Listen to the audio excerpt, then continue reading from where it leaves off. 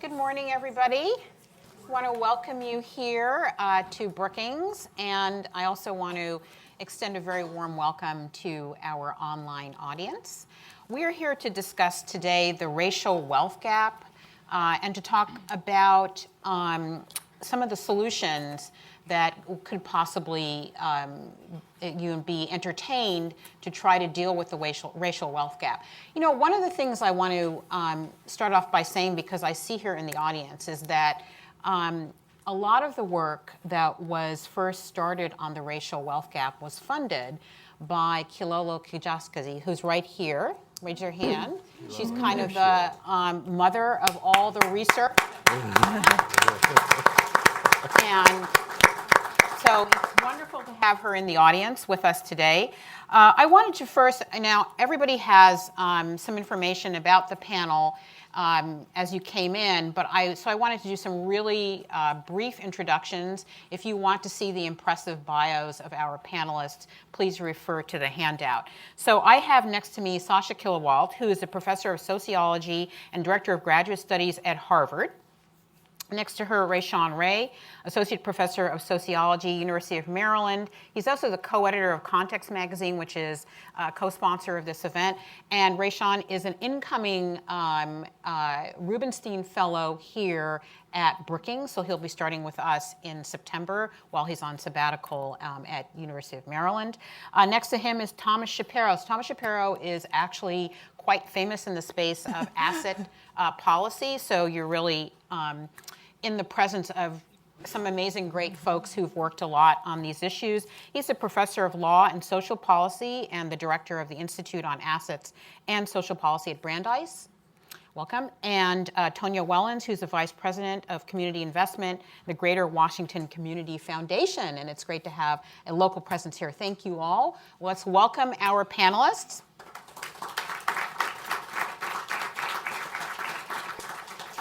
So let me start by saying that the racial wealth gap is very widely acknowledged as a reality. It shows up in a variety of studies and has for a number of years.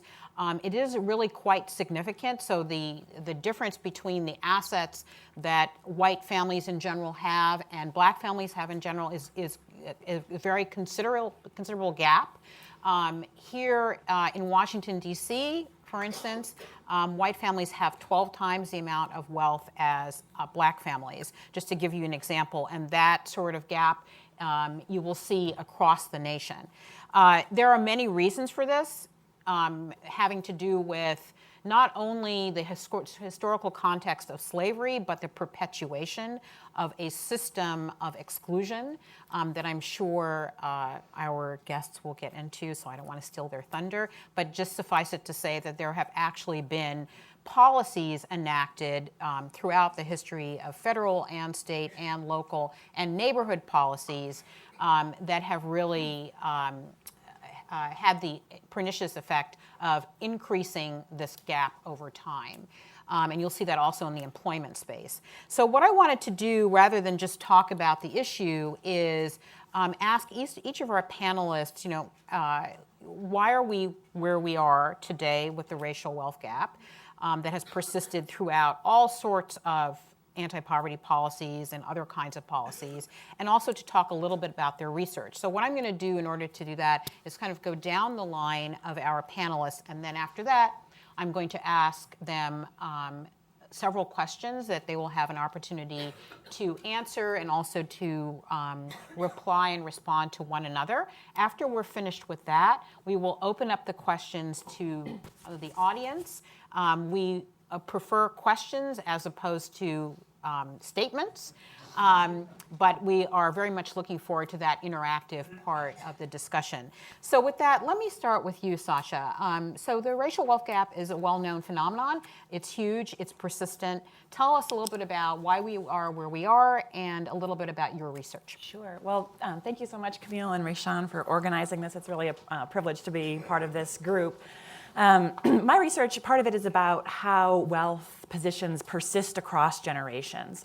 So as Camille alluded to, one reason that the racial wealth gap is as enormous as it is today is that Black and white children on average don't grow up in households with the same resources. So because of a legacy of discrimination, exclusion, inequality, the past really is the present. So because children's wealth positions tend to resemble that of their parents, we see a history that we can't really leave far behind. So with Brielle Bryan, who's an assistant professor at Rice University, she and I argued that about half of the gap in accumulation of wealth through early and mid-adulthood is attributable to these unequal social origins. So that is the way that I think the past really manifests. Of course, that leaves half of the gap unexplained by those social origins. So I think it's equally as important to think about the ways in which contemporary processes that are racialized reinforce and contribute to that racial wealth gap. So, for example, Fabian Pfeffer at Michigan and I show that even when white and Black children start in households with the same level of parental wealth, they don't end up with the same wealth as adults. And so I think it's important for us to, yes, keep in mind that the past is never very far behind us, but also remember that it's not all about the past. And so targeting the racial wealth gap has to involve thinking about both the inequality that we carry with us from the past and the inequality that we recreate fresh in every generation. A second theme of my research is about the processes of wealth accumulation and how they are racialized.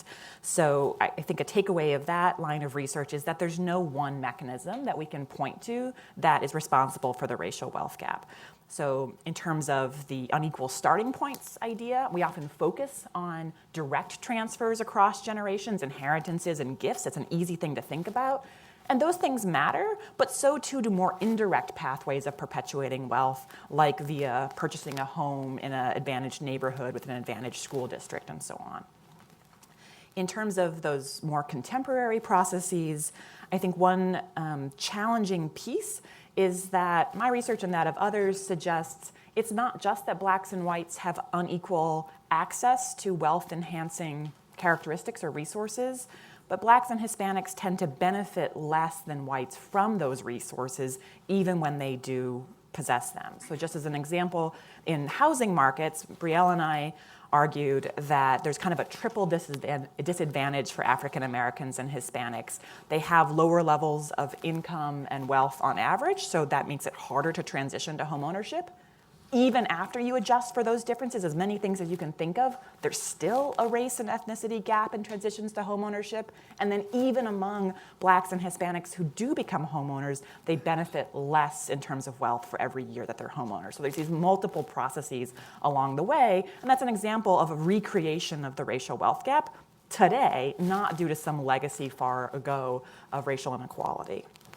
And last, because that kind of process, less access to resources that facilitate wealth, gaps that go above and beyond those resources by race, and then benefiting unequally from those resources, that persists across a number of different mechanisms of wealth inequality. So not just housing markets, but also places like school systems and the labor market. And so when you put all these things together, I think the takeaway is that localized targeted policies, interventions will do something, but when you think about the racial wealth gap, like the answer is always yes. Is it the past? Yes. Is it the present? Yes. Is it housing? Yes. Is it income? Yes. Is it schools? Yes. Right? Is it how much we have? Yes. Is it how much we benefit? Yes. And so sort of challengingly, intervening has to take that pervasive, structural, everywhere you look inequality seriously in order to, I think, make substantial progress. Go ahead. Great, thank you. Rashawn? Yeah, those are great comments. I mean, thank you, Camille. I want to thank everyone for being here. On behalf of the American Sociological Association and Context Magazine, Sociology for the Public, we are excited to co-host this event with Brookings. Fabio Rojas, who is my Context co-editor, got caught up in a lot of weather, was supposed to be here, was at the airport for 5 hours. So we send you greetings and love on the on the telecast. And also just thanking the Context staff that's here, Letta Page and others who have done a great job. So a lot of the work that I've done on wealth and race and class has dealt with what does it mean to be middle class in society? I think part of when we think about what we're going to discuss today, it's not just what you have, but it's what you can do with it. And part of what you can do with wealth is it gives you status that gives you then the ability to go into certain spaces and use your resources in ways that other people can't. And really what we're talking about at the end of the day is that that ability to gain access to those resources has been limited for African Americans in ways that it hasn't been for whites. So part of what we tried to do with Context Magazine, Tom and Tonya published pieces in our recent issue. Hopefully those who are here got a free copy out front. But Matt Hunt and I, we did a lot of work on social class identification. Social class identification is what people perceive their own social class to be. And one of the main findings that came out of our work, and we analyzed the general social surveys from the 1970s up through the present, is that even when African Americans have the same level of education, income, occupational prestige, even when they are homeowners, they are significantly less likely to identify as being middle class. So why would that be? Because I think for a lot of us, we're surprised by that. On one hand, we might think, okay, if black people have achieved a certain level of prestige, they might be even more likely to do so because they face so much. Well, part of what it is that social class isn't about what you have. That's a large part of it, but it's also about what you can do with it and how you experience social class in everyday life. So I'll just mention a few things. The first big thing is that wealth for African Americans is precarious. What that means is that we'll talk a lot about home ownership. I mean, Andre Perry, who's here on the front row, wrote a great report about how we can think about home ownership and how we think about neighborhood segregation today. And he calls it the segregation tax. One of the ways I think about it has to do with the black middle class tax. That part of what it means to be middle class is that you can enter certain spaces and you're supposed to get a certain type of status, a certain type of interactions that you have. And unfortunately, race mutes that. So the racial wealth gap is one of those problems that sends ripples through every social institution and aspects of society. And it's important to call it a problem because oftentimes we just say it's a gap and we don't necessarily call it a problem. And what's key about calling it a problem is to say that it's been manufactured primarily by American policies that have allowed one group of people to gain wealth and another group of people to not gain that wealth. So I'll just mention a couple quick things. First, as it relates to housing, I mentioned Andre Perry, Jonathan Rothwell, and also David Harshbarger published a report. And one of the things that Perry said is that racism is robbing people that ability to uplift themselves. I think that's what's key. When we think about the American dream, supposedly people pull themselves up from their bootstraps. But actually what we see is that that's not the case at all. Certain people were actually given a leg up while other people had their legs knocked from underneath them. And we have to be very clear about that gap. It's not just that one group got less. It's the fact that one group got more and another group got less.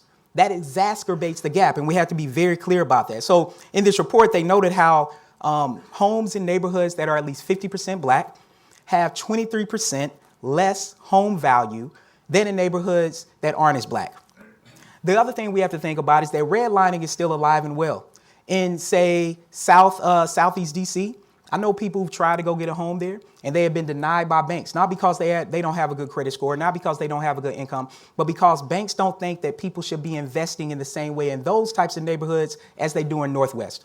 And we have to be very clear that that's happening here in Washington, D.C. It's not something that's happening just in other parts of the country.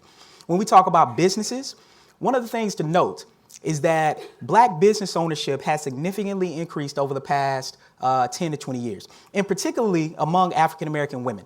In fact, some studies show that African-American women outpace other groups when it comes to business ownership over the past 10 to 20 years. Now, the question becomes then, why don't black businesses survive? Well, the narrative that we oftentimes hear is, oh, black people don't support black businesses. That's not true. I see black people supporting black businesses all the time. The problem is that non-black people don't support black businesses. And you can't sustain a business with 13% of the population. You have to sustain businesses with everybody investing. And the problem is because of hyper-segregation, it gives non-black people the ability to say, I don't see those businesses. I didn't even know about them. And now people don't necessarily have an excuse because in this internet era, part of what's going on is that most businesses and most products are purchased online. But this is the reason why wealthy blacks and black people who own homes oftentimes don't let people know that they're black because they already know that their blackness mutes their ability to gain wealth. The final thing I'll say is that in the Context magazine that you all have, David Grusky We did an interview with David Gresky. Reed Vanneman, one of my colleagues in Maryland, did the interview.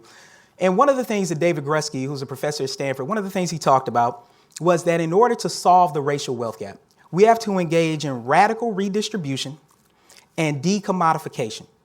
What he means by that is we have to be willing to perform radical experimentation to desegregate our country. Part of what happened, and I know Tonya Wells will probably talk about this, is the assumption is that we're integrated. While some places might be integrated, but most aren't. We're just as segregated now as we were 30, 40 years ago, and we have to be very realistic about that. That then means that our schools are segregated, our churches are segregated, our restaurants are segregated, and we have to be very clear about that. The other thing when it comes to decommodification is that we've put resources in the market, say early childhood education, that people like us might be able to pay a lot of money for. We can put our kids in a rocket and send them to outer space by the time they're 5 years old. They know how to write, they know how to read, they know addition, they know subtraction. My second grader is doing like this advanced division. I don't even know how to do that. And I know stats. I'm like, what the heck is this? He's bringing it home. So part of this is that, but we can pay for those resources. And the problem is that a lot of people have not had access to those resources. So we need to think about decommodifying what we put into the market to allow people a certain leg up. Great, thank you. And Great. Tom? Well, thank you. And it's a great pleasure to be here this morning because we're in the midst of such important work that is really the unfinished project of democracy in the United States. And I really want to thank Brookings and Context for bringing us together this morning in person and on the web. At the beginning, I want to add and have us think about two important themes, understanding and narrative. We've had a quick contour about what the racial wealth gap is, but we haven't put any brain power to it yet, any imagination. So just a quick set of numbers, if you will. The median, average, white family in the United States owns approximately $171,000 in net wealth. Everything you own minus all your debts. The average African-American family has about $17,000.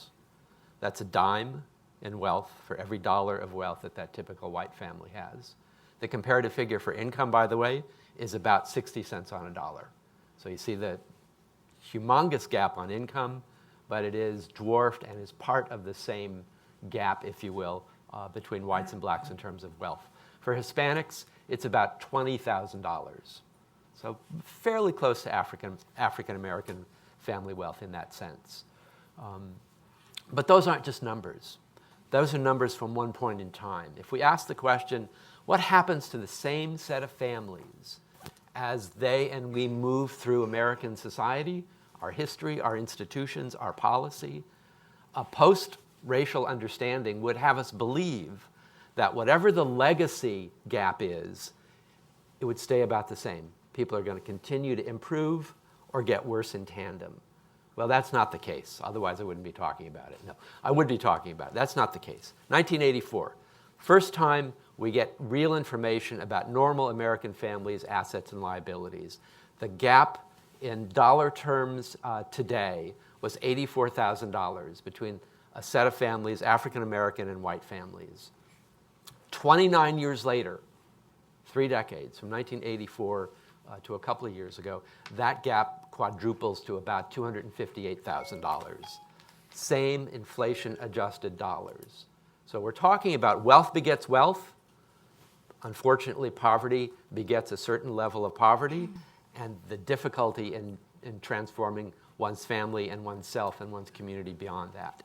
Now, this is all very interesting in some ways because we know from some recent surveys a kind of equitable sense of the American population when they're asked, what do you think the ideal distribution of wealth in America should look like?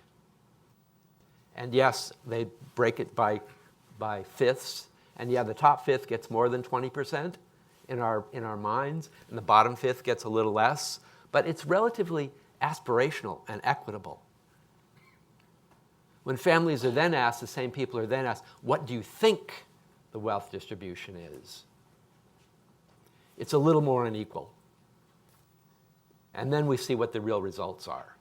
And families who've done that work are simply astonished at how underestimated their sense of what wealth inequality is in the United States.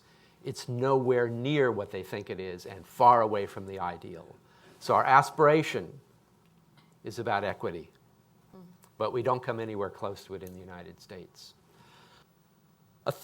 Another point I would like to get to is that no matter, and both Sasha and Rashan have alluded to this a bit, no matter what accomplishments for whites, blacks, Hispanics are comparatively equal, whether it's education, whether that's jobs, whether that's family structure, whether that's income, no matter what those similar accomplishments are, that's the American ideal, if you will. We should be equally rewarded for what we achieve. Doing so removes approximately half, depending on what we're controlling for, approximately half of the racial wealth gap. But it leaves that glass half empty, which raises, I think, a very profound question for us. When accomplishments are equal, all that we ask for, in some ways that's what affirmative action, that's what equal opportunity is about. It assumes once we have those chances and we act on them and we have equal accomplishments, then the rewards will be equal. No. That leads us, it leads me, and I hope others, to begin to think about the narrative. That is, when we talk about the racial wealth gap, we have to get beyond where our mind immediately takes us, and that is lack of education, that is character, that is bad choices, that is conspicuous consumption, that is family structure. Some of those obviously are important, but they're small cuts in the huge bleed of the racial wealth gap. And we need to look at the sources and the drivers. We need to look at American history. We have to have a confrontation, if you will, a Truth and Reconciliation Commission about what our past and what our present is about and has been about and what it delivers to the present. And that's about policy. That's about history. That's about our legacy. And that is about our tax code, among other things. So let me leave it there for the moment. Thank you, Tom. Tonya? Great. Good morning, everyone. Thank you, Camille and Dr. Ray, for having me. It's always an interesting challenge to come behind researchers because they say everything that you'd think to say, and because I am not a researcher, I consider myself a professional in practice. My remarks will be far more brief. I am the Vice President of Community Investment at the Greater Washington Community Foundation, and I sit here from the perch of philanthropy. I think it's incredibly interesting to note that the Greater Washington Community Foundation is probably one of the largest philanthropies in the Greater Washington region. We disperse about $90 million per year in grants, 67% of which stay in this region, supporting the communities within our regional footprint. And I often describe my role as sitting in the middle of the racial wealth gap in this region. We work very closely with high net worth individuals on the one hand, and with communities who are in need on the other. And we're often playing a broker role in trying to make sure that resources are placed where they're most needed. In 2017, the Community Foundation, in partnership with the Urban Institute, issued a study called Voices DMV, and it highlighted a number of things that we already know, but it sort of brought to bear in pretty quantitative ways the attitudes and perceptions of people who live in this region. We asked the question around about housing and food insecurity in our region, and it was interesting because most people see our region as one of the more stable places, because it is from an income perspective and from a network perspective. The DMV region actually fares pretty well, relatively speaking. But 1 in 5 people in our region indicated food and housing insecurity over a 12-month period. And 1 in 3 people in our region indicated, who are African American or Hispanic, indicated housing and food insecurity in our region. This demonstrated itself even further during the federal shutdown. The longest federal shutdown in our entire nation's history, for 34 days, when what we would consider high-income individuals or high-income or moderate-income families, 1 after one pay cycle, found themselves in soup kitchens and trying to navigate social services. I think it speaks to the notion that income and assets aren't the same, and I think that's an important factor that we have to discuss when we're talking about the racial wealth gap, because we mistake assets or accumulated wealth with incomes, which there have been some really, I think, modest and impressive increases over the years, particularly for African American families in this country. But it does not go far enough to repair or redress some of the historical legacies that have been left through slavery and Jim Crow. And I also approach this topic, which is in my story in the Context magazine. Shout out to Context magazine. From my personal perspective, my family is 8 generations in this country. And I just hope you all know, I'm just hearkening back to Robert Smith's gift at Morehouse just a few weeks ago. Whenever we note that we're 5 generations, as Robert Smith did, or 8 generations in this country, for African Americans, it goes without saying that it means we're up from slavery. And so this is a personal topic for me. Because of what I know that it has taken for my family to move out of slavery into working class, and then for me into the middle class. So thank you. Tonya, thank you very much, and thanks for sharing your personal story as well.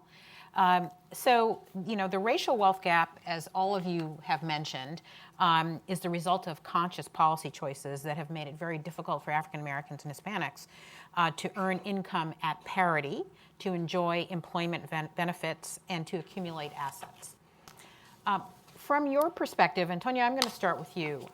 What have been some of the policy attempts to address this gap, and what, in your view, is the record of these policies? So I'll speak to one very specifically because it's actually my favorite one. Actually, let me just go back a bit. I'll go back to some of my personal background about kind of what got us from slavery to the working class, because I think it's an important story of land, of luck, and Jesus. You can't be a good. I'm from the South, so you can't be a good Southern Christian woman without some reference to Jesus or faith, quite frankly. But the story for my family is that the 3 brothers who were enslaved on a plantation were able to work into a quote-unquote land purchase agreement with their former slaveholders.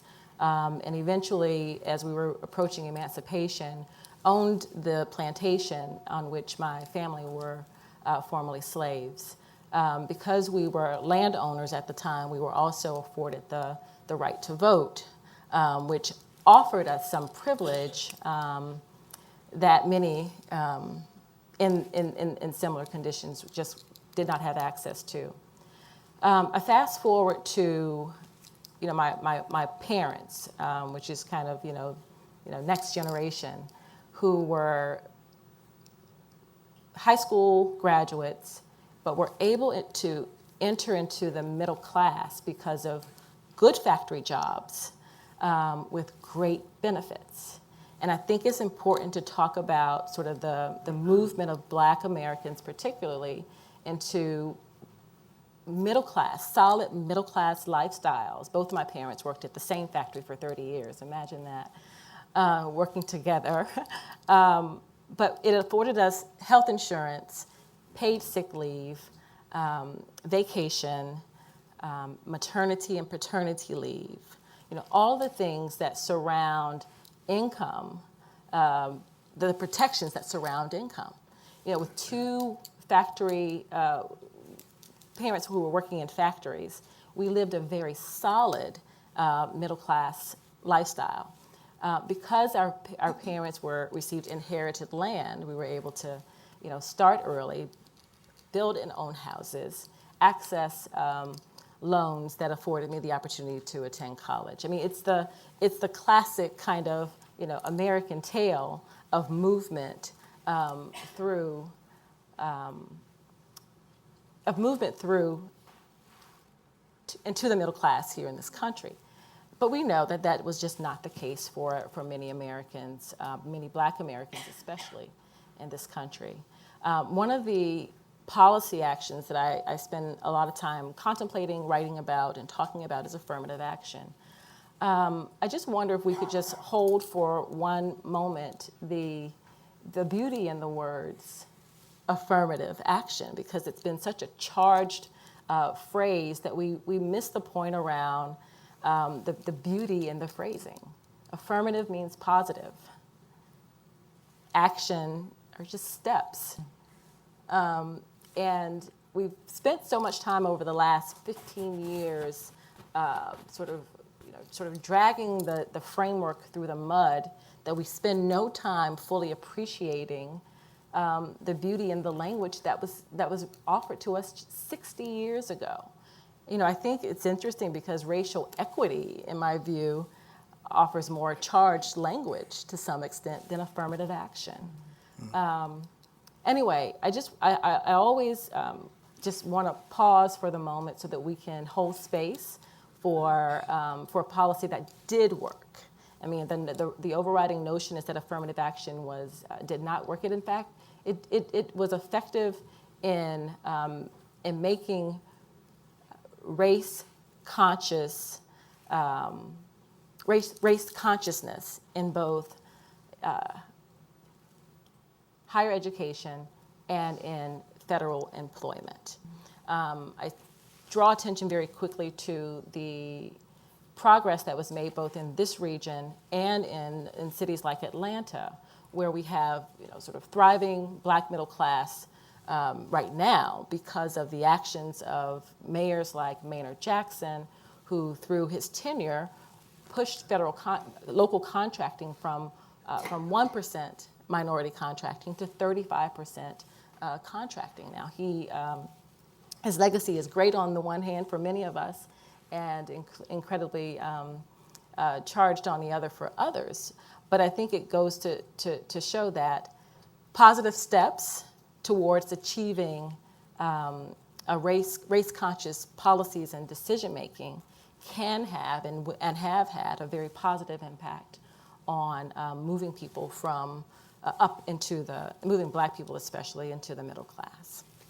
Thank you, Tanya. So, Tom, I see you shaking your head in agreement, and I know that you have published a very well-received book, part of which explains the racial wealth gap in terms of a range of policies and a range of practices, particularly around employment and benefits and things like that. I'm not sure if you want to go in that direction, but love to get your reflections on some of Tanya's points, as well as talking about some policies that you think have had merit and others that do not. Sure.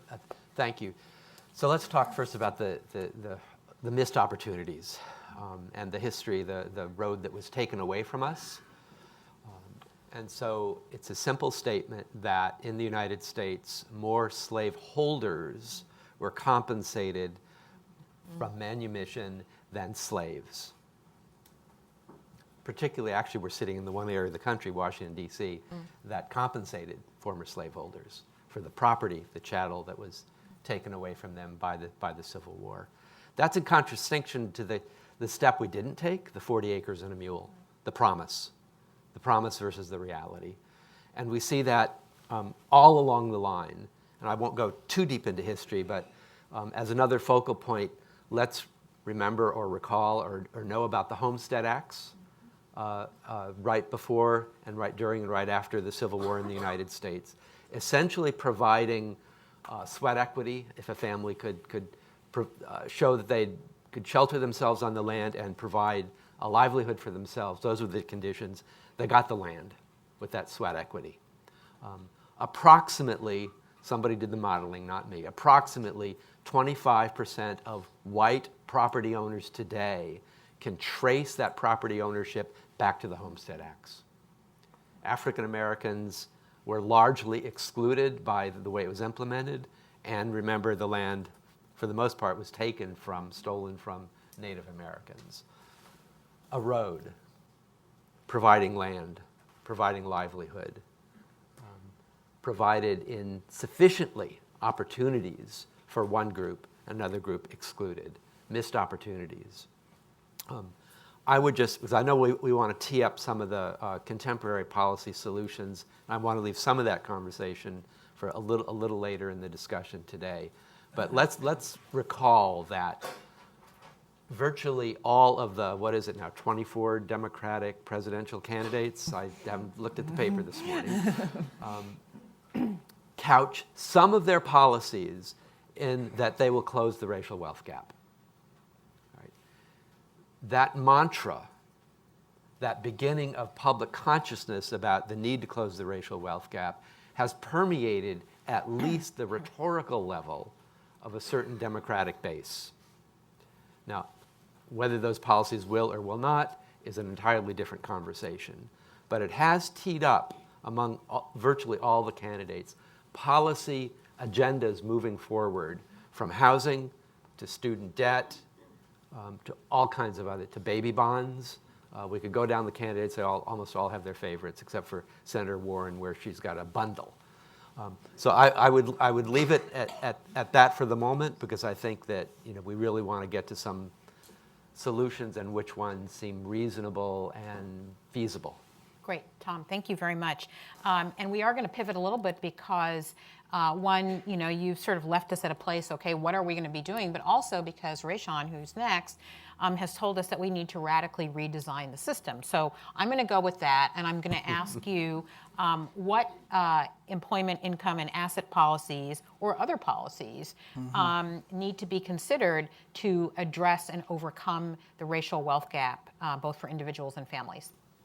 Yeah, I mean, I think to overcome the wealth gap, social scientists and others have presented kind of a series of or smorgasbord of potential options that I think are viable. One in particular is thinking about a guaranteed income. So when we talk about what Tonya just discussed about how in this area, with the government shutdown, that there were a lot of people who simply could not pay their next bills. And I think we have to be honest about the fact that 85% of Americans live paycheck to paycheck. People are one death, one sickness. People are one accident away from being in poverty and being homeless. So I think we have to think about a guaranteed income and what that means, particularly as we think about benefits, which benefits is something that oftentimes gets thrown under the rug. But I mean, if you have good benefits, healthcare benefits, life insurance, if you can find an insurance company or a job that pays for these particular things, it ends up making your life better than others who don't. And what we see in the private sector is that a lot of employers will hire people. They won't give them any benefits, or if they do, they say you have to give 40 hours, and then they don't give them 40 hours. And we see that time and time again. I think another solution is baby bonds, which essentially is the logic, and this is coming from William Sandy Darity and Derek Hamilton and others. And thinking about baby bonds is the fact that when a child is born in the United States, that they are given a bond that they can then use as they get older to cash in on some of these things that are in the market. So that might be being able to pay for college. That might be putting money down on a home. That might be starting up a small business. All of these things that we know matter. Accordingly, another solution that's been touted out is thinking about loan forgiveness. And of course, this is particularly in the context of what happened at Morehouse. And I think thinking about that is it would be fascinating to do a study to follow these men who just graduated in 2019 from Morehouse with either their immediate predecessors or people who are coming after them. And looking at how, okay, they graduated from the same university, top university. Morehouse is a phenomenal university. Same degrees. How have we seen their trajectories change? Because one group did not have student loans and the other ones did. Because one thing we know about the racial wealth gap, and part of, again, I think a couple of people have alluded to this, African Americans have always bought into the American dream. Even when they know that it wasn't afforded to them equally, they still bought into it 150% full throttle, because the logic was that if I make these achievements, then I will be treated like everyone else. So somewhere in the back of their mind, they think that that's going to happen. So we could actually look at those men from Morehouse and compare them to look at things going moving forward. I think the other thing we could think about is down payment assistance. So now, in a lot of regards, there have been a series of programs that have done this. The problem is particularly when you look at certain types of mortgage loans. People get adjustable rate mortgages, ARM loans. those aren't the good loans that we want, because we've seen that happen over the past 15 years or so with the housing bubble. And the way we kind of think about wealth, or how we think about just what happens with neighborhoods, is that when America kind of catches a cold, the black community gets the flu. And part of thinking about that is that the recession hit African American and Latino communities much harder, sooner, and quicker than they hit predominantly white communities. And I think we have to be very clear about that. So thinking about down payment assistance is the fact that, yeah, people were able to get a home, but they got an adjustable rate mortgage, which might mean, for people who are trying to make sense of this, you get a home loan, say you sign the papers at 4%. And we know, based on some Department of Justice decisions, that all of the major banking companies, Bank of America, Chase, Wells Fargo, were all engaging in what we call predatory lending. What this means is that you were giving some people a bad loan and another group of people a good loan. So to be specific about what I'm saying, then I'll make this quick point, is we need to do something about the mortgage insurance payment. So for those who don't know, if you don't have the 20% to put down on a home, because 20% is standard. So when I tell students this, it blows their mind. I'm like, okay, you're trying to buy a $400,000 house. You need 20%. They're like, $80,000? Who has $80,000? Well, people whose families got land from the Homestead Act, who take out a home equity line of credit to give it to their kids to put their 20% down on a house. That's how they get it. They don't even have to know where it's coming from. They just know mommy and daddy has it because granddaddy and great granddaddy had it.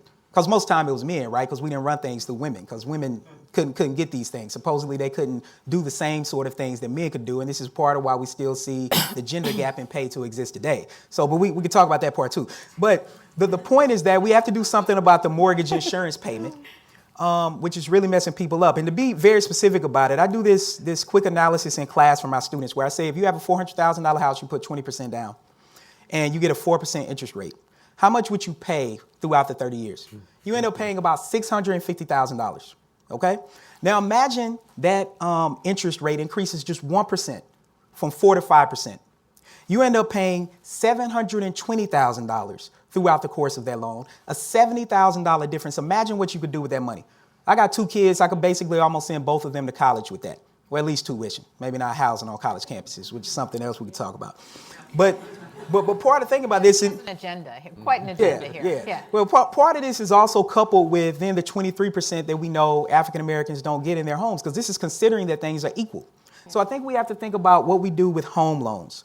The final thing that I'll say, I really think we have to think about reparations, because in reparations specifically for African descendants of slaves, and Tom essentially just alluded to this, when we look historically and we look at the fact that not only was it that African Americans didn't get the 40 acres and a mule, but it was the fact that white slave owners got paid for not having slaves anymore. See, we're not just talking about going down. We're talking about a group got something while another group didn't. When we fast forward, we talk about the Homestead Act. Some people got land and some people didn't. Native Americans, a lot of that land was land that Native Americans were allocated, following what most people know as the Trail of Tears, when they were put off of the land in the Southeast, and particularly in the Midwest, that then that land was taken from them.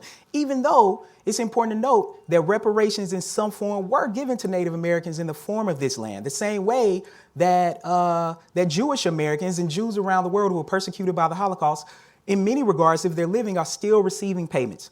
The same way that Japanese Americans who were interned during World War II received payouts. African Americans are the only group that has been systematically disenfranchised by the American government who have never received payment for what we're talking about here, which is not just slavery, but we're talking about convict leasing. We're talking about Jim Crow. This isn't just a thing that happened before the Civil War. And so part of thinking about affirmative action, for example, affirmative action, of course, it helps African Americans, but it's put in place to help a host of marginalized groups. And that was only put in place to move forward. That wasn't put in place to correct things moving backwards. Right. So, and I think that obviously some presidential candidates are playing around with this. I think we have different views on what that would look like. But I do think that these are all solutions that we need to be thinking about. All right, well, that's quite a basket.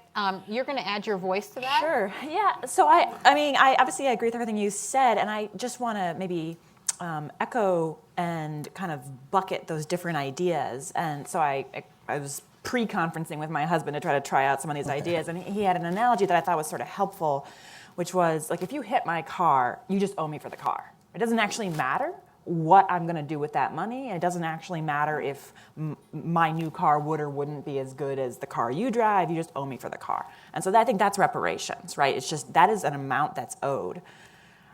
Then there's this kind of other set of what I would call class-based policies that you mentioned. So things about down payment and so forth that, of course, because of the way that we have disparities in class that are correlated with race would disproportionately benefit folks of color, but are not specifically targeted. And so I think those are all to the good, but I also think we have to target things that are actually about race and particularly about racialized contemporary institutions. And so the car analogy for this is I live in Boston, so my car is going to get rusted out, right?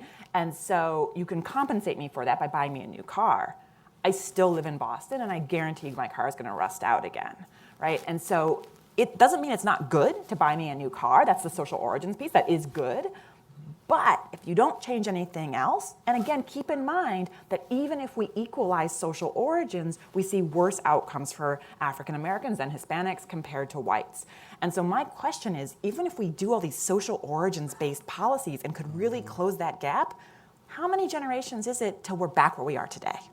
Right? And so I think this is not a one-stop shop for policies. And so that's the only piece that I want to add is I think we also have to target things like, contemporary housing discrimination, school systems, and so forth, not just class-based policies and reparations, which are more focused, I think, they're more backwards looking, I think.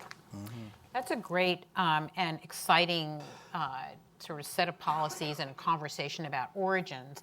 As I know the panelists know, and many of you know, last year, Raj Chetty and his research group, now based at Harvard, demonstrated through some of the work that they've done, data analysis and quantitative work that they've done, that merge census and IRS data, that outcomes for economic outcomes for Native American boys and African American boys are the worst of any other sort of cohort or grouping. And so I want us to just sort of think about that as I ask the following question. So we know that the 23 or 24 Democratic candidates that are currently running for president are, as Tom mentioned, thinking about some kind of equity-based policies. These kinds of policies, are taking place in a context of public opinion. Public opinion, obviously, about what's happening politically, but also public opinion about who's deserving and who's not.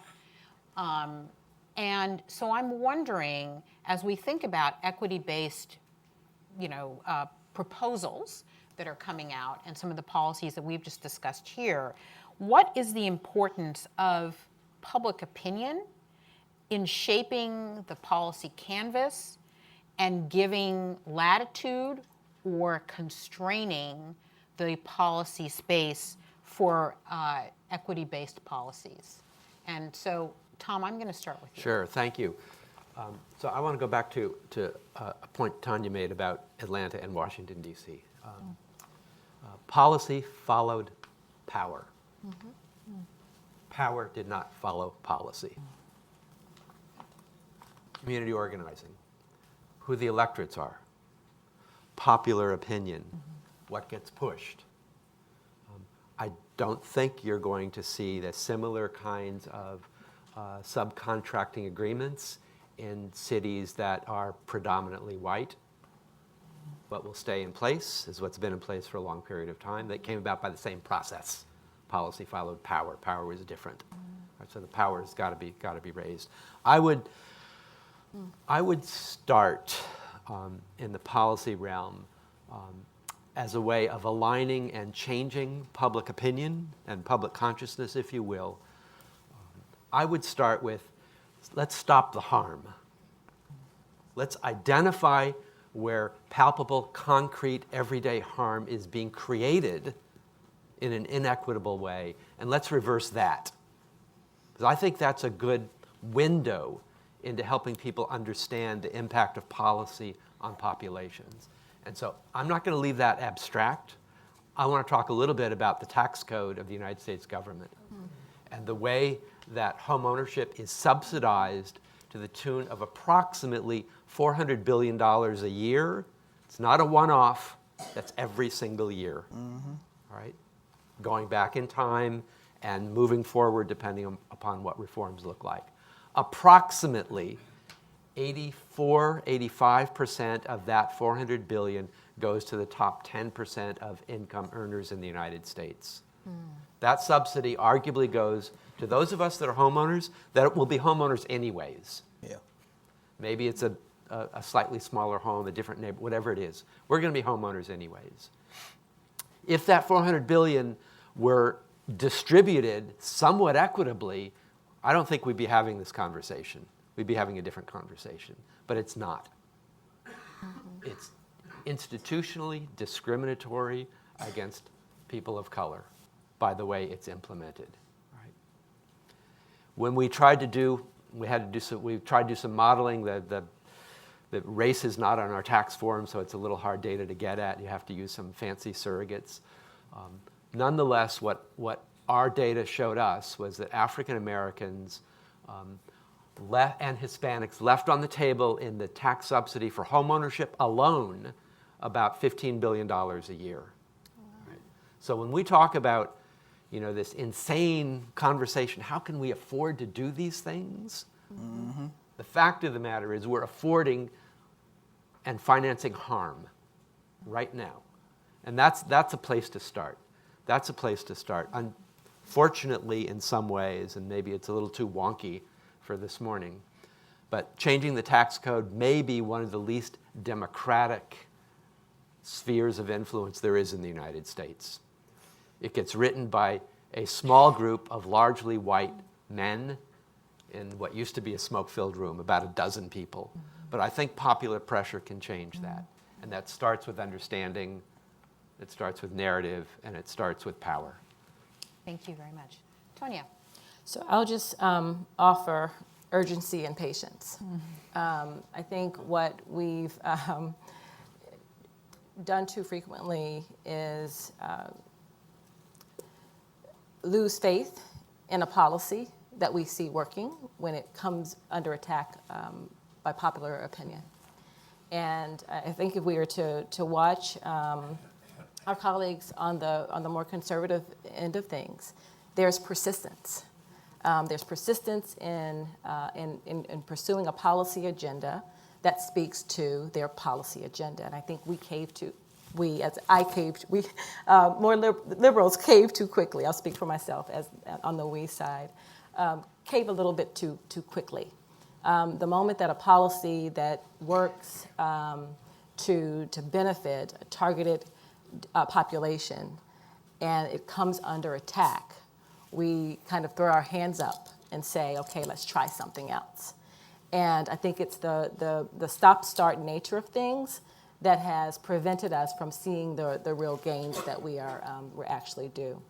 I mentioned urgency because I think we take for granted that we have the next 100 years to solve this problem.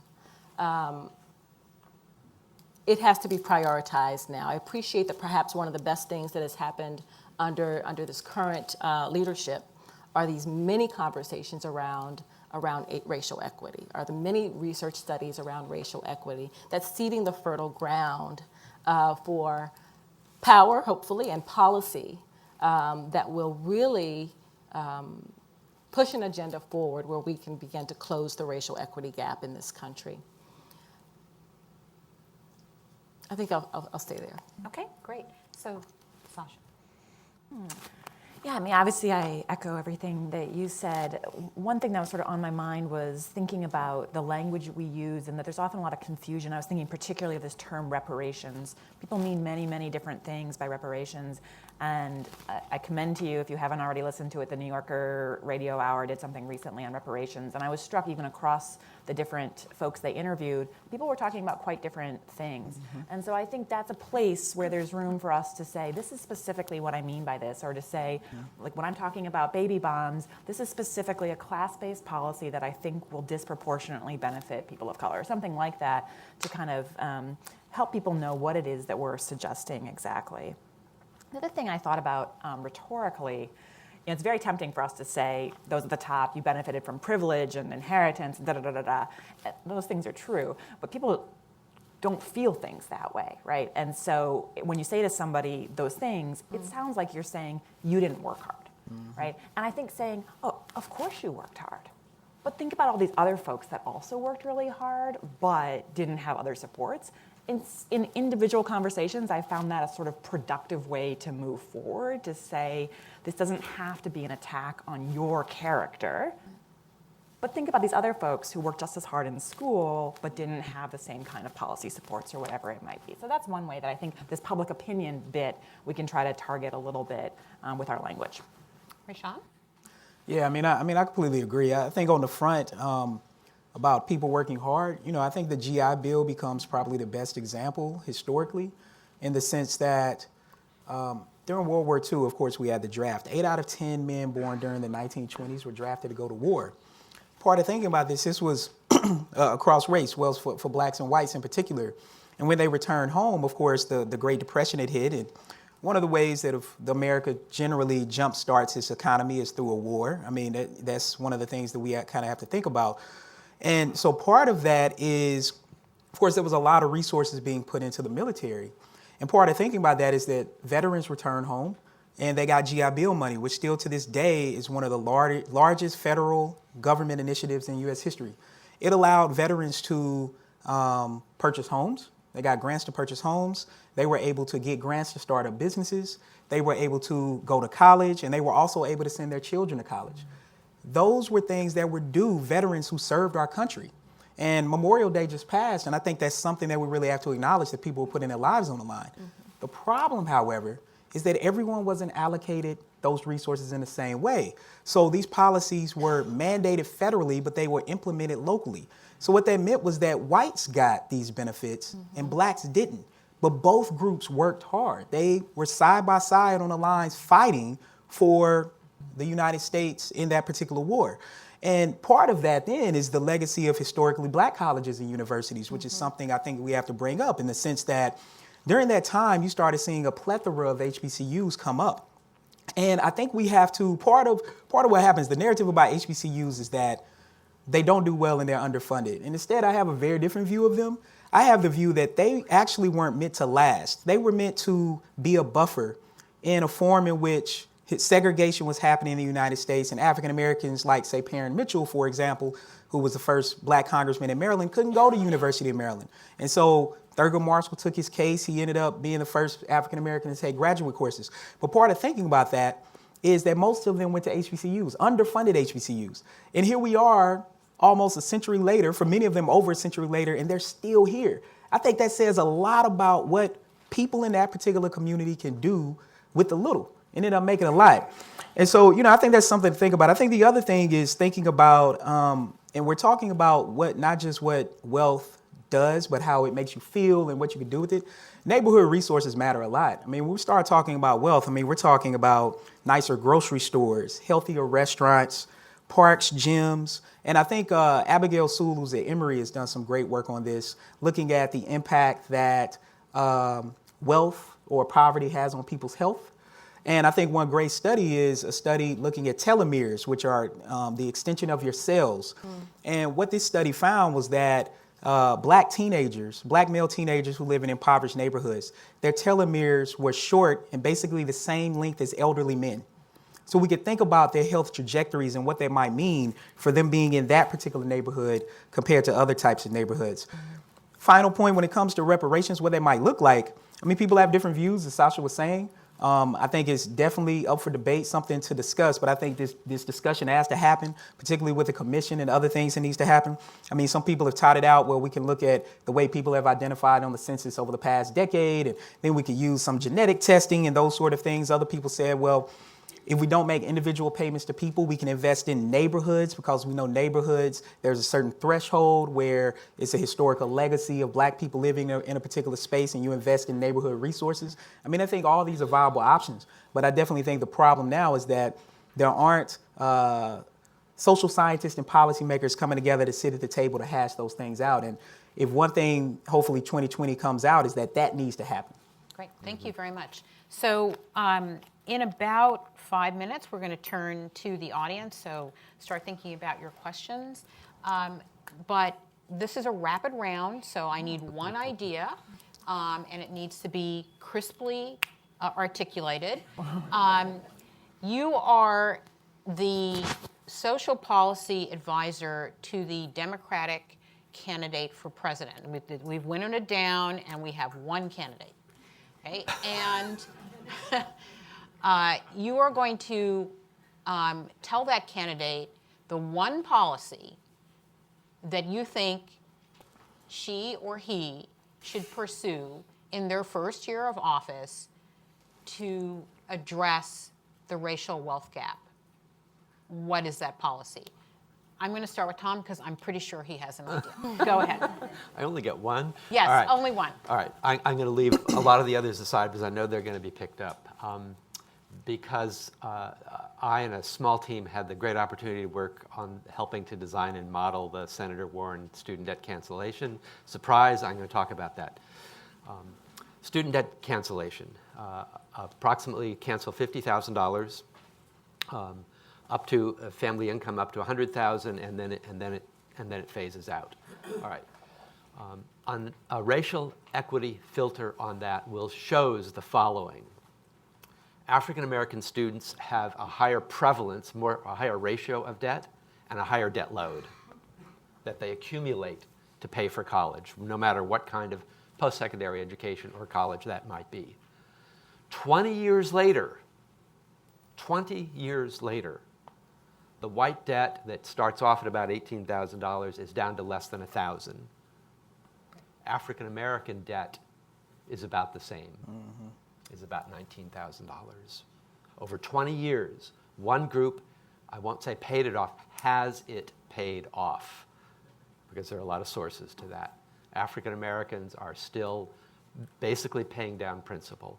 That's the way in which student loans, the way we have financed higher education moving from a public investment model to a privatization model, as a privatization regime has impacted all students, but is much more devastating for African Americans. Last point, real quick. When we compare African American students who've had borrowers versus whites, the wealth difference is $15,000. Right? And that comes not just from the debt, that comes from other occupational aspects that they're involved in. So education is really important and in fact does pay off, but it pays off very differently for different groups in the United States. So that's one place to start. And finally, it is hugely popular. The Warren proposal immediately surveyed at 64% favorable. Incredible. Excellent. Not crisp, but excellent contribution. Sasha. I'll compensate. Reparations Commission. Okay. Rayshawn. I'll go with loan forgiveness. I think it could be set up similar to how, say, NIH does it for researchers. And part of that could be aiming to overcome the brain drain. So, African Americans, as we move up, we leave the neighborhoods where we are, but the program could be part of you getting loan forgiveness is that you go back to where you're from and actually engage in certain type of programming in exchange. Excellent. And Tonya. I'd go with truth and reconciliation and reparations. I had the benefit of spending time in South Africa in the immediate post-apartheid era. They got the truth and reconciliation part right. They did not get the individual payments part right. And I think there's a lesson that we can learn. I would go with individual payments to reparations. Great. Well, thank you very much. With that, we are going to entertain questions from the audience. So the way this is going to work is you're going to ask a question, And we're going to take 3 at a time, then take it up to the panelists. They can answer whatever question they select, if they want to select a question, and then we'll go back out to the audience for another 3. So we need to get some hands up. And do we have anybody running mics or? Yes. Okay. So let's get these 2 people over here and the gentleman over there. So me first. Yes, you can go first. If you're advocating for yourself to go first, that's great. My question is that what do you do with the pushback, not only by the Republican Party per se, but generally people who feel they're not going to benefit from change? And I give you an example of the Affordable Care Act. What do you do with, the pushback by the majority whites? Okay, thank you. There was a gentleman back here. Yep. And then somebody right next to you over there. And those will be our first 3, and then we'll go back for more. Go ahead. Good morning. Quick note, when you talk about reparations, Trevor Noah actually has a very good commentary on that, which is worth researching. Nonetheless, when you're talking about neighborhood improvements, my organization, Grounded Solutions Network, introduced a report on shared equity housing, which has avoided 99% of foreclosure crises, 95% affordability for those under 80% API, and 6 out of 10 use their equity from shared equity housing to purchase market rate homes. Nonetheless, opportunity zones have been a new norm and a new standard that's talking about revitalizing these traditionally disenfranchised neighborhoods. So when we're talking about these neighborhood improvements, how do you see opportunity zones playing a role in being able to lift up the equity deficits and the different disparities that have traditionally befallen them? Thank you. Great, thank you. Hello, thank you. I've heard it argued that in addition to past and current discrimination, one reason for the racial wealth gap is that on average, obviously with numerous exceptions, African Americans have had children at a younger age and have had more children. Is that an accurate factual predicate? I have no idea. And if so, what's the relevance of that? Okay, great.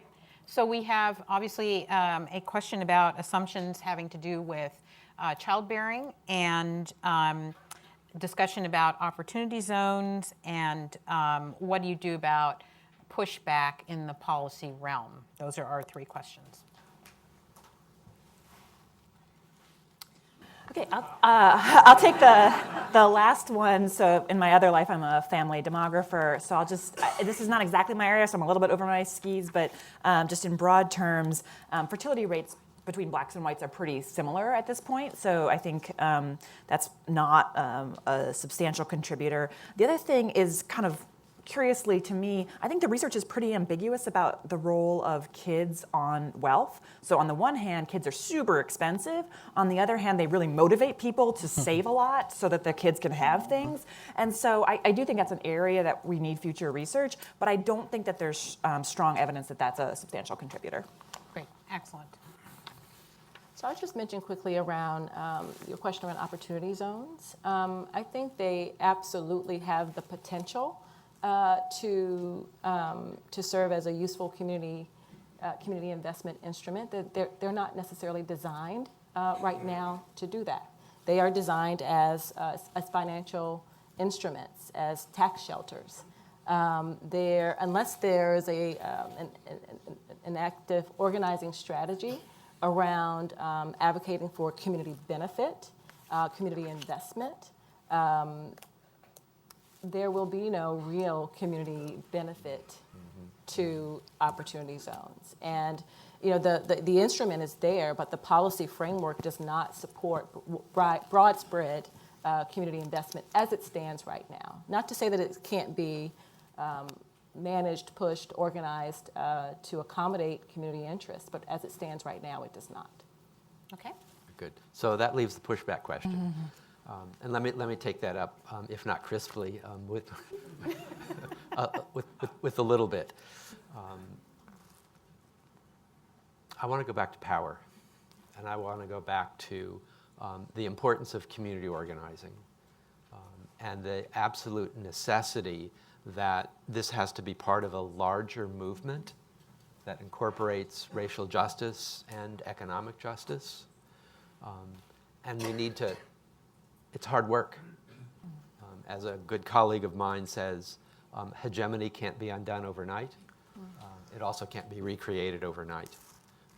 It's hard work. I actually think, and maybe we're thinking of two different things about the Affordable Care Act, but I think actually the Affordable Care Act is an interesting case where once people start to actually get the benefits of it, it's going to be really hard to take it away. It's one thing to talk about something abstractly. Once it's embedded in people, their ability to support it and willingness to fight transforms itself. And I think that's the case among all groups. And I think the longer that the Affordable Care Act is embedded in policy, the stronger that support is going to become.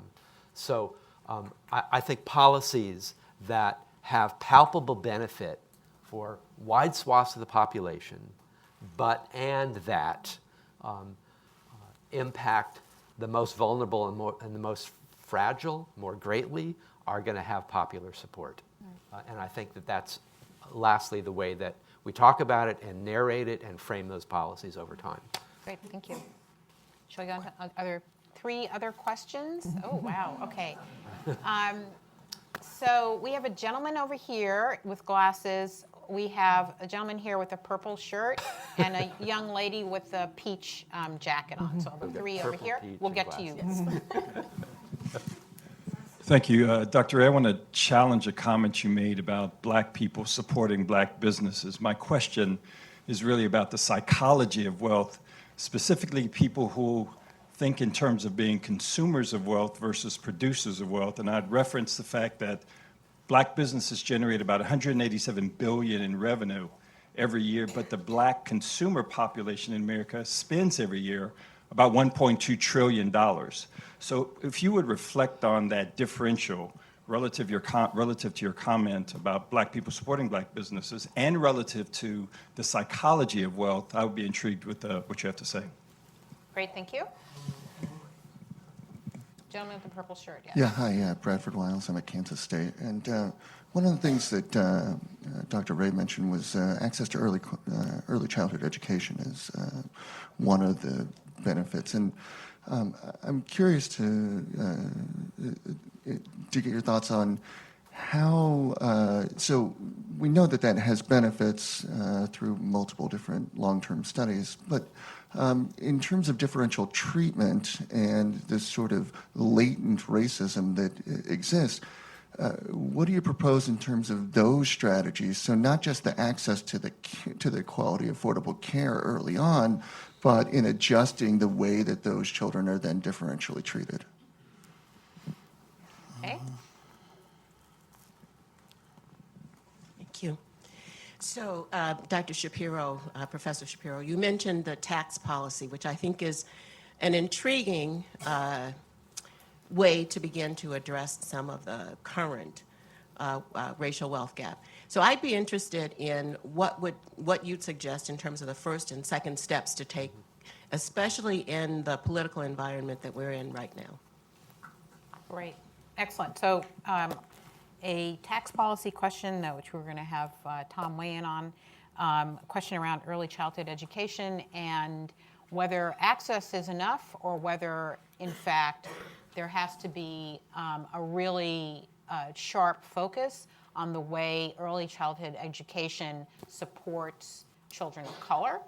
And then a question about the psychology of wealth, the differences between being a consumer of wealth and then being a generator of wealth, and that will first go to Rayshawn, but of course others can answer.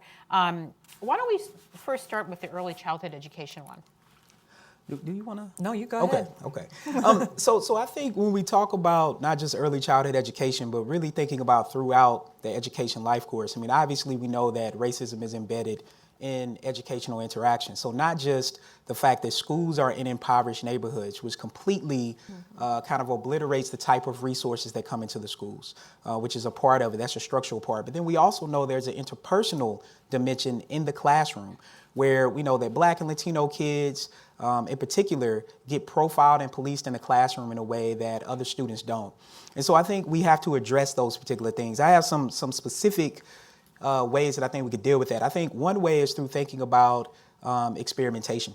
So we know that there are studies that have recently came out where they've, and I'm doing a whole lot of stuff with virtual reality, not just in policing, but in other realms, where they put glasses on teachers. And in short, they find that teachers, and they can measure it down to the millisecond, that they zone in on Black students, in particular Black male students, more than other students in class. Even though, as you all know, kids are doing the same stuff for the most part in class. I mean, that's just what kids are doing.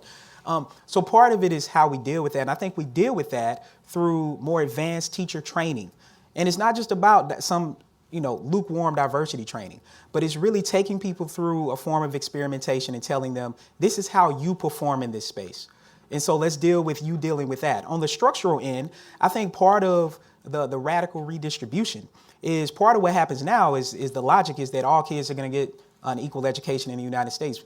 Pretty much everyone here should know that's a fallacy. So, but part of what we can do, and part of the reason why that's a fallacy is because schools are primarily funded through local property taxes. So what we have to do is we have to redistribute those funds, say, throughout a county. Because if you take cities like Memphis, St. Louis, Baltimore, what you see is that they have a city and then they have a county government and school system. That's so that they can actually split up the resources. And instead, if those resources were put together and then distributed equally, I think we would start to see differences. I think part of what we would start to see is teacher salaries increasing, which is a large part of the problem. There are a lot of potential teachers who opt out of being a teacher because of pay and because of the stress of the job. And so part of that, I think what these different changes would do is kind of move us toward dealing with more diverse schools. Like I grew up in Atlanta, I was bused. I could talk about that experience afterwards if you're interested in that. But my experience was decent. But part of that was because they were only busing kids who made good grades. So my friends who was just as smart as me weren't getting bused because they had already kind of opted out of the fact that the school system wasn't invested in them.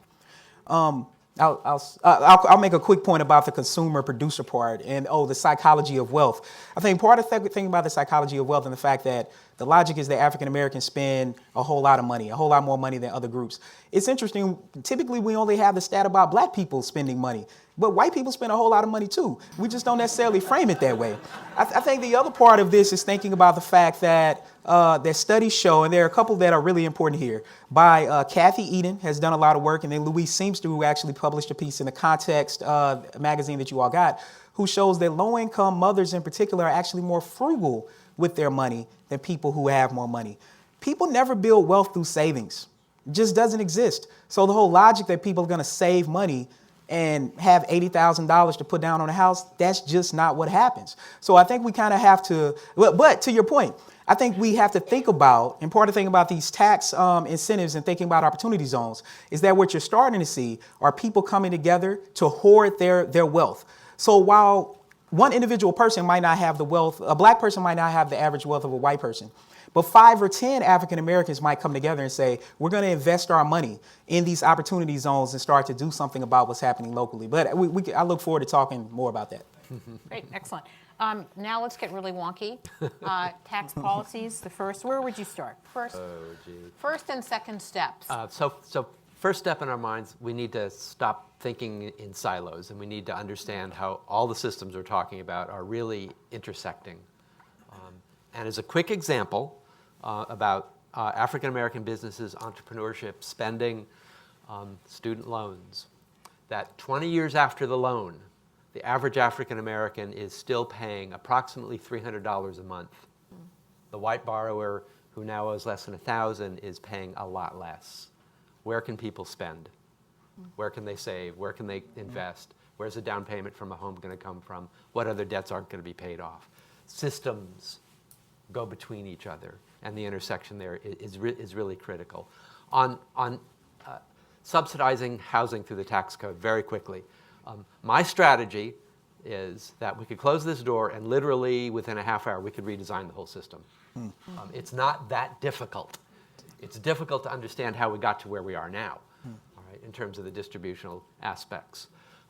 We want to think about housing first as shelter and as a public good, not as an investment strategy. So I want to take that $400 billion and I want to save every single penny of it and reinvest it and retransform. It's already being redistributed to the top. Right? We need to undo that redistribution to the top and talk about a flat level for renters and homeowners. Talk about help on first-time down payments, help on community building. And we could take that $400 billion and distribute it in a much more equitable way that provides a greater standard of living for all people in the United States while it impacts communities of color much greater. Okay, great, thank you. We are going to take 3 more. Did you want to say anything? Nope. Okay. We're going to take 3 more questions, and they're going to come from this side. So the gentleman with the blue shirt with red on the collar, gentleman with the in the suit with the bow tie, and the gentleman with the blue shirt back there. Those are our 3. You've put forth a lot of great policies, and a lot of efforts have made over the years to address these issues.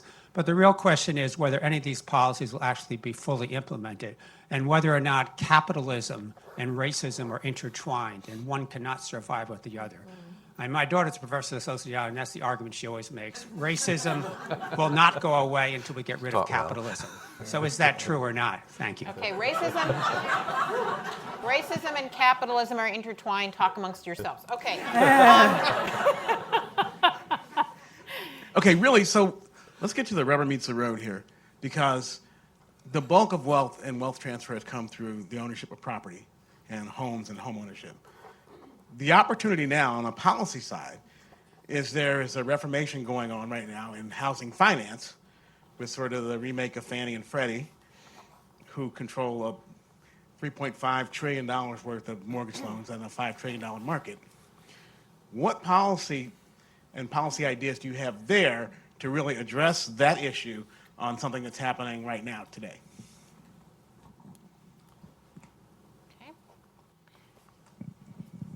Hi, thank you all very much. My question is simply, we've talked a lot about the domestic nature of these policies. Is there a global level to this that we should be aware of that's implemented in racial wealth inequality? And if so, how would you suggest we tackle that? Okay, so question about the global sort of reference points for dealing with inequity and inequality. This question about the changes that are happening in the in Fannie and Freddie, and what opportunities now that those are sort of being redesigned, what opportunities do we have to think about wealth and equity and the racial wealth gap as those policies are being redesigned? The first question was really about the intertwining of capitalism and racism, and is it really possible to separate the two in this country, I'm assuming? Okay, great. So those are all really simple questions. So, Sasha, I am going to start with you. Great. I guess, I don't know. I mean, I have a couple thoughts. So one, sociology professor's the worst, right, for these kinds of things. One thing I think we haven't talked about that is useful to bring into the conversation, Tom mentioned earlier something about the growing absolute wealth gap across decades at the same time that the relative gap has kind of fluctuated. And so one thing to keep in mind is we're also in a context of growing wealth inequality writ large. And so that pulling away of the top, stagnation or decline at the bottom, because of how wealth is patterned by race, has the effect of exacerbating the race gap. So that's one, I think, manifestation of our particular brand of capitalism at this moment, that it is having the effect of exacerbating wealth inequality. I know it's like not the deep level of your question, but it's one thing that we haven't talked about yet. In terms of the home ownership point, again, it's a little bit off-center from your question, but one thing I just want to flag is that it's certainly true that most people hold most of their wealth in their home, which doesn't necessarily mean that their home is how they gained most of their wealth. So homes do matter for accumulating wealth, but you can only get that house if you've already accumulated a substantial amount of wealth for reasons that Rayshawn mentioned earlier. So I think housing policy is absolutely important, but income inequality is also going a long way to contributing to the racial wealth gap. So you said that people don't accumulate wealth by savings. I don't think that's quite right. I think that for folks in the bottom sort of half of the income distribution, more income doesn't translate into savings, because if you have an apartment with no heat, you need to get an apartment with heat. You don't need to put money away. But towards the top half of that income distribution, and especially like the top quarter, you see people putting away a substantial share of their income towards wealth. So I think it's a both and. Yeah.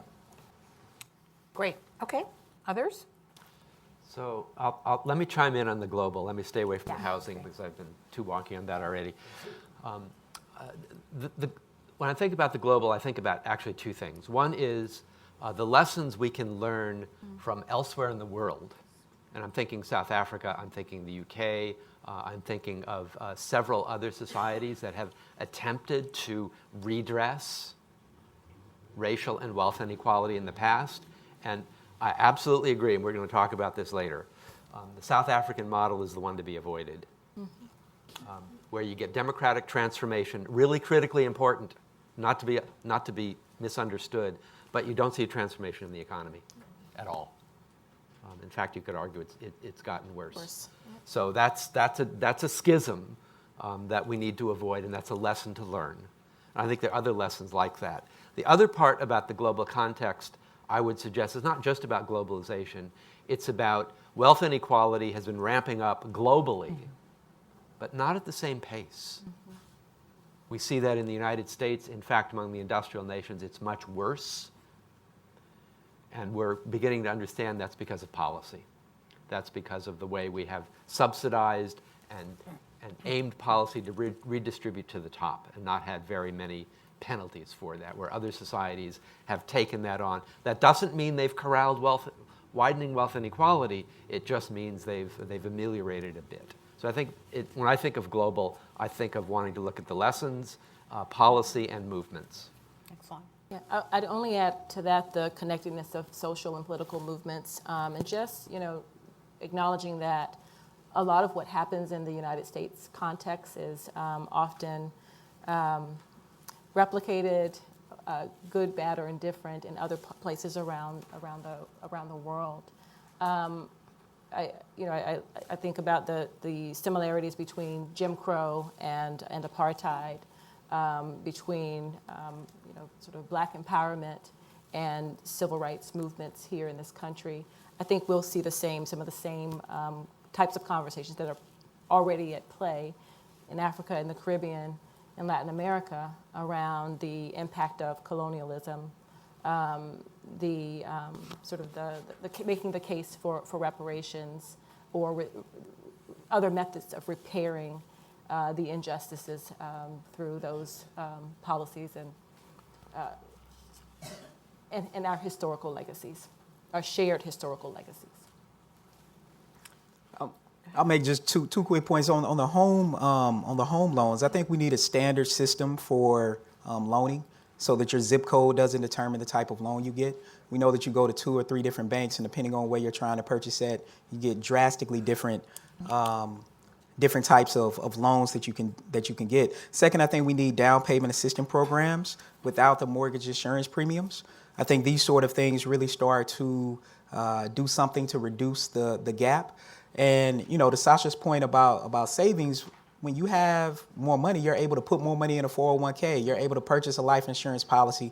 When you're low income, not only can you not do that because you don't have the money, but those options aren't even available to you because your employer might not even have a 401k program that you can even invest in. And I think these are the ways that we can start thinking about savings and wealth. Great. So one thing I will say, just moderator's prerogative here, just to talk a little bit about the issue of kind of joining up the issues of reparation and some of these issues we've uncovered here about housing and housing finance, is that there are several ways to think about reparations, which my colleagues have discussed here. But one way to think about reparations is also to consider the continuing sort of systemic discrimination against certain groups. And when you think about the remaking of housing finance, so that could be one of the elements of a, quote, reparation strategy. And you would get rid of the need for PMI, you would have down payment assistance, and you would make sure that you're having equal chances to the same kind of loan, prime loans, regardless of your zip code, that should be sort of enshrined in a rewrite. But in addition, we need to make sure that we're continuing to capture data from lending institutions, because if we don't continue to capture that data, we will revert to where we were in the past. And so I think there's a lot of different pieces that go into the housing finance part, and I think there are many, many ways that one could leverage that to make sure that we're making opportunity in the housing finance market more widespread, particularly for African Americans, Latinos, and Native Americans. So with that, I'm going to ask you to warmly thank our panelists.